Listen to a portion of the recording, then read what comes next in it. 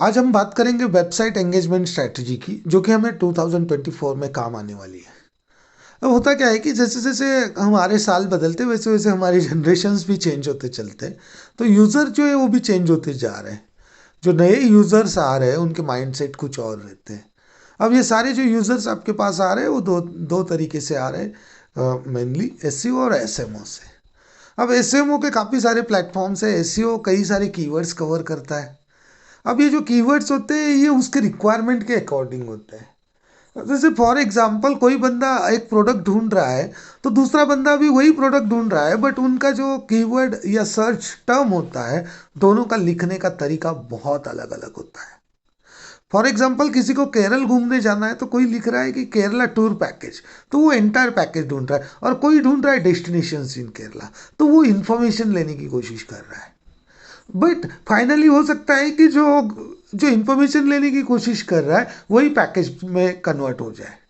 तो अल्टीमेटली होता है यही कि आपका एसईओ में अगर आप काम कर रहे हो तो आपके सारे keywords, long tail short term keywords, सारे की सारे कीवर्ड्स आपके इंक्लूड होना जरूरी है, उनके ऊपर काम होना जरूरी है। या आप वही वही कीवर्ड्स आप अगर पीपीसी से, पेपर क्लिक से, गूगल एडवर्ड्स से अगर आप प्रमोट कर रहे हो तो वहाँ पे भी इंक्लूड रहना जरूरी है। वही सेम चीज़ एसएमओ में। एसएमओ में आपको आपके स्टोरीज डालने पड़ेंगे। आपका प्रोडक्ट है, आपकी सर्विस है, उसकी स्टोरीज। तो अब वही टूरिज्म वाली बात करेंगे तो आज के जनरेशन को जिस टाइप का टूर पैकेज चाहिए उस टाइप से आपको खुद को डिफाइन करना पड़ेगा। फॉर एग्जाम्पल जो नए कपल्स रहते हैं वो ढूंढते हैं आपका हनीमून टूर पैकेज। तो आपको हनीमून टूर पैकेजेस की वहाँ पे शो ऑफ करना होगा। उससे रिलेटेड आपको मटेरियल, जो डेटा है, आपका इमेजेस है, आपका कंटेंट है, उससे रिलेटेड जो फैसिलिटेशन आप दे रहे हो उसकी पीओसीज। अब वो पीओसीज कहाँ से आएंगे? तो वो आएंगे आपके रिव्यूज से। फॉर एग्जाम्पल पुराने ज़माने में क्या होता था, कहीं अगर आपको घूमने जाना है तो घर वाले क्या करते थे, कोई जानकार टैक्सी वाले एक चाचा रहते थे, उनको कॉल किया जाता था और वो हाजिर हो जाते थे, उनके अकॉर्डिंग वो टाइम देते थे। बट आज देखो, जनरेशन गैप देखो, और जो यूजेस हो रहे हैं टेक्नोलॉजी के वो देखो। ओला उबेर की अगर बात करेंगे तो कुछ मिनटों के देरी पे हमारे पास कैब अवेलेबल रहती है। और दूसरी बात, हम जैसा चाहे वैसा उसका यूटिलाइजेशन कर सकते हैं। अब वही सिक्योरिटी की भी बात आती है तो यहाँ पे आपको टेक्नोलॉजी सिक्योरिटी भी दे रही है, क्योंकि आप एक ऑथेंटिकेट कंपनी से, एक अच्छे रिनोन्ड कंपनी से आप वो सर्विस ले रहे हो टैक्सी की। वही अगर आपको गूगल पे और भी लोग मिल जाएंगे, बाकी सर्च इंजिन पे भी आपको और भी लोग मिल जाएंगे जो टूर ट्रैवल का काम कर रहे हैं, बट उनका कोई ऑथेंटिकेशन नहीं है, उनके रिव्यूज का सिस्टम आपको मालूम नहीं है। बट ये जो रिनोल्ड कंपनीज हैं इनके रिव्यूज का सिस्टम आपको जरूर मालूम है। तो यहाँ पे क्या हो गया कि वो टैक्सी वाले चाचा की जगह ओला उबेर आपके पास फास्ट आ गया, आपको फास्ट सर्विस मिल गई। बट दोनों में आप देखोगे सिक्योरिटी एक पॉइंट था। यहाँ पे टेक्नोलॉजी में सिक्योरिटी कवर की है, कुछ जगह टेक्नोलॉजी सिक्योरिटी नहीं कवर कर पाती है। तो उसके लिए रिव्यू सिस्टम सबसे बड़ा पार्ट है। तो 2024 में आप देखोगे तो सारे जो डिवाइस आए, जैसे 5G आया है, तो वो कुछ मोबाइल पे काम कर रहा है, कुछ मोबाइल पे नहीं कर रहा है।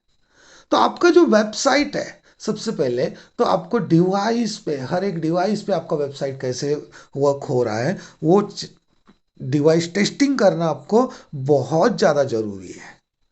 उसके बाद आपने जो आपका जो वेबसाइट का जो यूज़र जर्नी है, उस यूजर जर्नी के आप रिव्यू लेते चलो।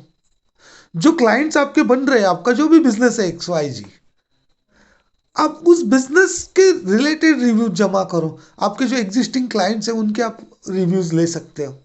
जरूरी नहीं है कि आपके नए क्लाइंट से आप रिव्यू मांगने से डरो।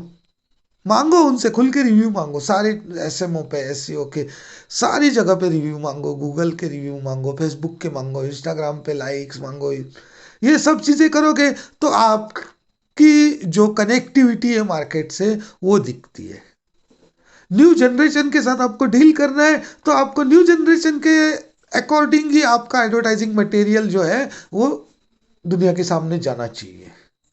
क्योंकि ये जनरेशन को इंट्रोड्यूस कराना बहुत जरूरी है। आपका कोई प्रोडक्ट, अगर मान लो कि आपका कोई प्रोडक्ट है और वो प्रोडक्ट पुराने जमाने में भी काम आता था, आज भी काम आता है, बट उसकी ब्रांडिंग चेंज हो चुकी है। वो ब्रांडिंग को चेंज करना बहुत जरूरी है। तो आज की जनरेशन है, उसके माइंडसेट के हिसाब से आपका एडवर्टाइजिंग मटेरियल होना बहुत जरूरी है।